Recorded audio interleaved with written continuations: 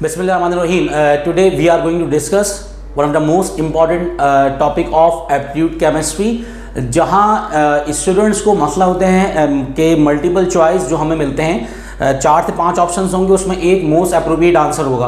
अब उसमें कोई शॉर्टकट ट्रिक्स क्या हैं और कौन से ऐसे आपके पास क्वेश्चंस हैं जो मसला कर रहे होते हैं आपको एमडी कैट के टेस्ट के अंदर, तो वो हम सारे आज डिस्कस करेंगे, उनके शॉर्टकट ट्रिक्स और किस तरीके से हम लोग जल्दी से आंसर निकालते हैं। ठीक है, तो first of all we are going to start question number 1। Question number 1 has been written in the board, the enthalpies of certain reaction at 273 is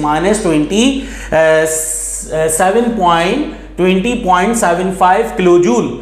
The enthalpy of same reaction at 373 Kelvin will be, हमें एक enthalpy है chemical reaction की 273 degree Celsius 73 kelvin के ऊपर कितनी है -20.75 kilo joule, और हमें एंथैल्पी सेम रिएक्शन की मालूम करनी है 373 केल्विन क्या होगी। और if heat capacities of reaction reactants and products are same, और अगर हीट कैपेसिटीज रिएक्टेंट प्रोडक्ट की क्या हो, सेम हो, तो यहां पर हमारे पास 4 ऑप्शन है। Option A -20.75 kilo joule, option B -2075 kilo joule, option C 0, और option D is -20.75 multiply by 373 divided by 273 kilo joule. अब यहां पर कौन सा लॉ इस्तेमाल हो रहा है, क्या चल रहा है, किस तरीके से न्यूमेरिकल सॉल्व होगा, तो यहां पर एक किरचॉफ लॉ इस्तेमाल हो रहा है। तो बाय हम जानते हैं by Kirchhoff law. Kirchhoff law क्या कहता है, delta Cp will be equals to delta H, means that delta H2 minus delta H1 over delta T2 minus delta T1। ठीक है, तो यहां पर डेल्टा लिखने की जरूरत नहीं है, T2 माइनस T1 एक फाइनल टेम्परेचर होगा, तो वो हीट ऑफ फॉर्मेशन है उनका डेल्टा H होगा। तो यहां पर हम जानते हैं अकॉर्डिंग टू गिवन कंडीशन, तो with respect to given data के मुताबिक heat capacities of reactants and products are same, it means that delta Cp will be equals to 0. Put delta Cp will be equals to 0 in above equation, we will get equation number 1 implies 0 will be equals to delta H2 minus delta H1 over T2 minus T1। T2 minus T1 change in temperature multiply होगा 0 से, तो ये term 0 हो जाएगी। It means that delta H2 minus delta H1 will be equals to 0। तो यहां पर values क्या आ गई कि डेल्टा H1 और डेल्टा H2 आपस में इक्वल है, मतलब ये वैल्यू यहां पर आके पॉजिटिव हो जाएगी। इट मींस दैट जो एंथैल्पी ऑफ सर्टेन रिएक्शन थी एट 273 केल्विन के ऊपर -20.75 किलो जूल, वो बिल्कुल सेम रहेगी एंथैल्पी 373 केल्विन के ऊपर। It means that delta H1 will be equals to delta H2 will be equals to -20.75 kilo joule. That will be the right answer by using Kirchhoff law. It means that the correct or most appropriate answer of this question will be option A। ठीक है, उम्मीद है कि आप लोगों को ये Kirchhoff law समझ में आ गया होगा, और ये इस टाइप के न्यूमेरिकल्स भी जस्ट वैल्यूज चेंज होंगी, और हम लोगों का जो आंसर है इसी तरीके से इसी मेथड के जरिए निकलेगा। आइए अब नेक्स्ट न्यूमेरिकल की तरफ चलते हैं। ठीक है,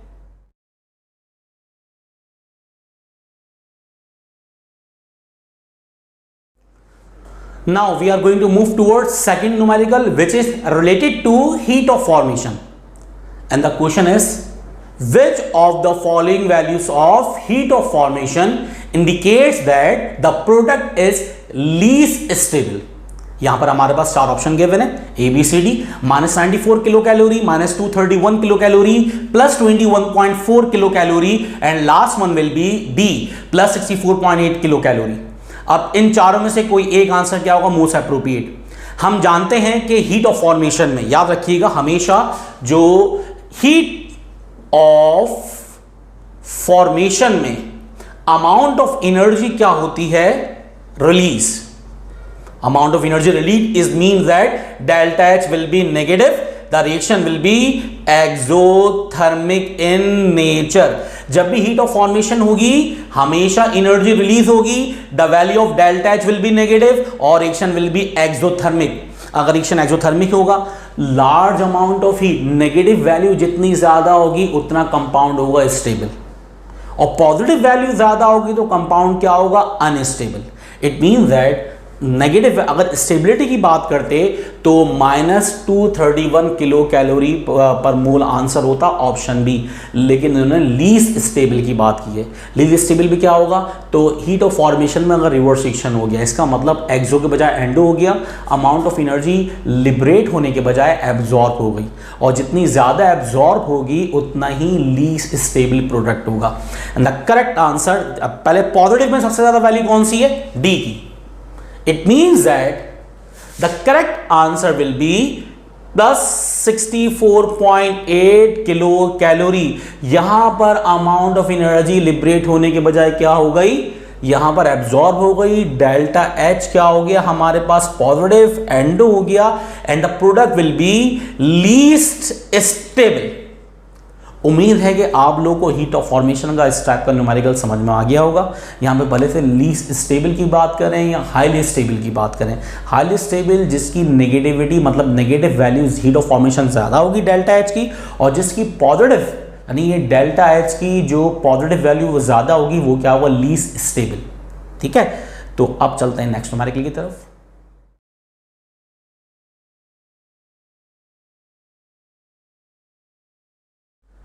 Now we are going to move towards next question, which is related to states of matter. A sample of gas weighed 1.25 grams at 28 degrees Celsius occupy a volume of 2.5 exponent 2 ml and its pressure is 715 torr. What is the molar mass in grams? हमें molar mass calculate करना है, जबकि pressure, temperature और volume की values given है।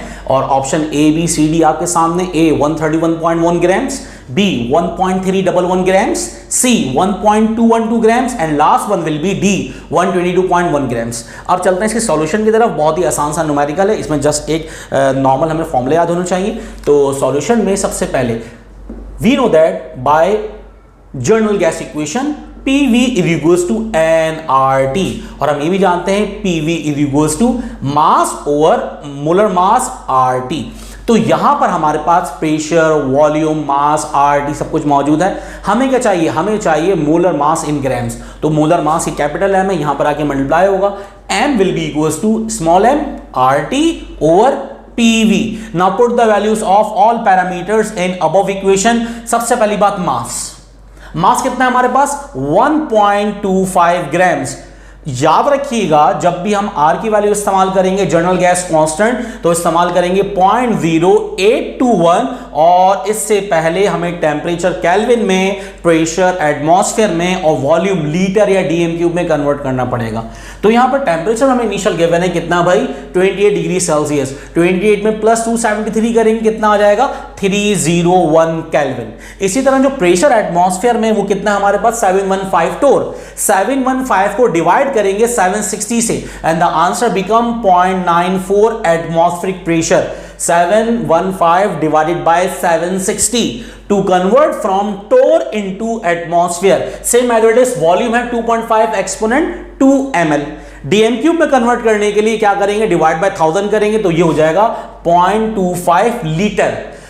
when these values are multiplied and divide, the answer will be 131.1 grams। तो यहां पर 131.1 gram. The correct answer is option A, कि अगर कोई सैंपल ऑफ गैस जिसका वेट 1.25 ग्राम्स हो और 28 डिग्री सेल्सियस टेम्परेचर हो और वो ऑक्युपाई करे 2.5 एक्सपोनेंट 2 ml और प्रेशर हो 715 टोर, तो उसका मोलर मास ग्राम में क्या होगा। हमने तमाम वैल्यू पुट करी, आर की वैल्यू रखी 0.0821, प्रेशर को कन्वर्ट किया एटमॉस्फेयर में, वॉल्यूम को लीटर में और आखिरी बार टेम्परेचर को केल्विन में। जब वैल्यू को सॉल्व किया the answer will be 131.1 grams. Clear? Now we are going to move towards next numerical.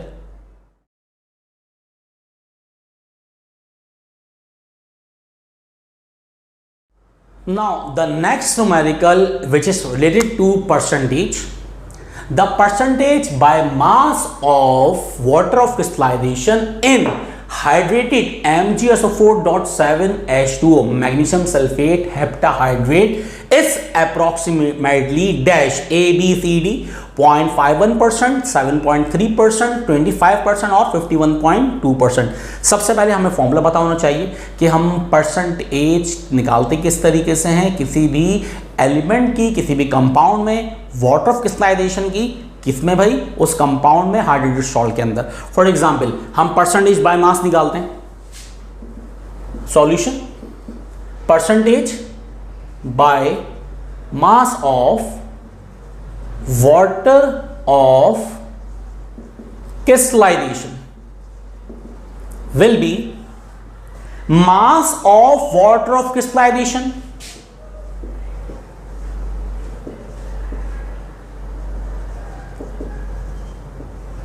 divided by mass of hydrated salt multiply by 100।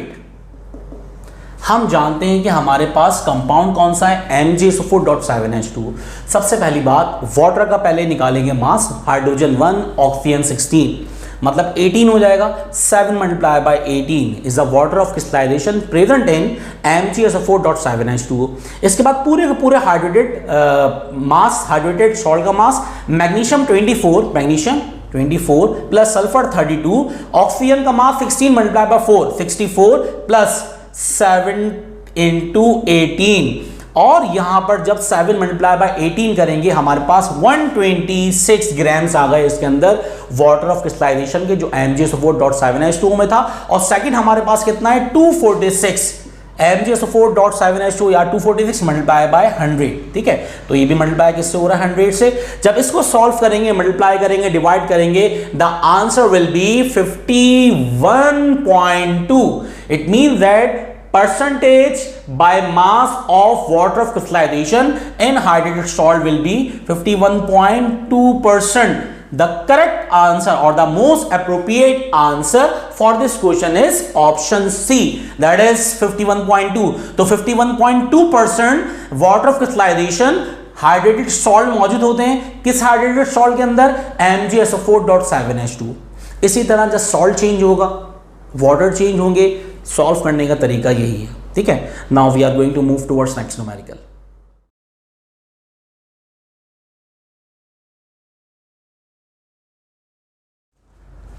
Now the next question is calculate the percentage of copper in copper 2 sulphate and the options are A 40%, B 35%, C 33% and D will be 20%. How can we calculate? सबसे पहले यहां पर हमें ये चीज पता होनी चाहिए, परसेंटेज निकालने का फॉर्मूला जो पता है हमें, percentage of element in a compound will be mass of element divide by mass of compound into 100। मास हो या मॉलिक्यूलर मास हो या एटॉमिक मास हो, पहले लिखेंगे mass of copper divide by mass of copper 2 sulphate into 100। mass of copper will be 63.5 multiply by 100। Copper का मास 63.5, sulphur 32, oxygen 16, 3 into 64, total mass कितना आ गया 159.5। जब हम इन वैल्यूज को मल्टीप्लाई और डिवाइड करेंगे the answer becomes 40%। It means that percentage of copper in copper 2 sulfate will be 40%. It means that the right answer will be A, option A, that is 40%. उम्मीद है कि आप लोगों को इस टाइप के न्यूमेरिकल जिसमें एक एलिमेंट की परसेंटेज निकालनी हो किसी भी कंपाउंड के अंदर, किसी भी हाइड्रेटेड सॉल्ट के अंदर वाटर ऑफ क्रिस्टलाइजेशन मालूम करनी हो, समझ में आ गए होंगे। टिल देन अल्लाह हाफिज़, अपना ख्याल रखिएगा। हम नेक्स्ट क्लास में मिलेंगे।